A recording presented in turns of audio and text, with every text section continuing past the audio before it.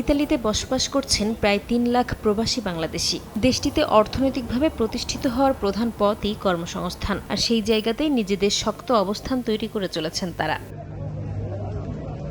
জাহাজ নির্মাণ খাতে বাংলাদেশিদের উপস্থিতি এখন চোখে পড়ার মতো। সাম্প্রতিক এক গবেষণায় দেখা গেছে, ইতালিতে কর্মরত ৮২টি দেশের নাগরিকদের মধ্যে নতুন চাকরি পাওয়ার ক্ষেত্রে শীর্ষে রয়েছেন বাংলাদেশিরা। অনেক ক্ষেত্রে নতুন কর্মসংস্থানে ২৩ থেকে ২৭% পর্যন্ত দখলে তাদের। রেস্টুরেন্ট খাতে এই হার আরও বেশি। এমন অর্জনে স্বাভাবিকভাবেই উচ্ছ্বসিত প্রবাসীরা। বাংলাদেশিদের সুনাম ধরে রাখার জন্য আমরা সবাই ওতপ্রোতভাবে চেষ্টা করব এবং আমাদের দেশের রেমিটেন্সকে উন্নতির উচ্চ শিখরে পৌঁছে দেওয়ার জন্য আমরা আপ্রাণ চেষ্টা করে যাব। ইতালির যতটুকু কর্মসংস্থান আছে তার মধ্যে বাংলাদেশ শীর্ষে। আমি আশা করব বাংলাদেশের কাজ এবং কর্মে বাংলাদেশের রেমিটেন্সকে আরো ত্বরান্বিত করবে।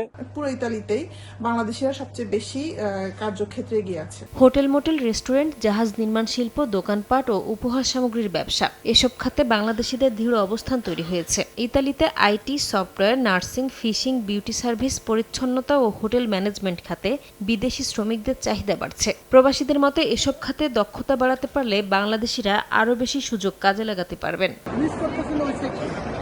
দেশটির বিভিন্ন খাতে সেবা ও উৎপাদনে গুরুত্বপূর্ণ অবদান রাখছেন প্রবাসী বাংলাদেশিরা। ভাষা জ্ঞান অর্জন ও প্রশিক্ষণ বাড়াতে পারলে ইতালির বিশাল কর্মবাজারে বাংলাদেশিদের অবস্থান আরও শক্তিশালী হবে, বাড়বে দেশের রেমিট্যান্স প্রবাহ। এমনটাই মনে করছেন কমিউনিটির নেতারা।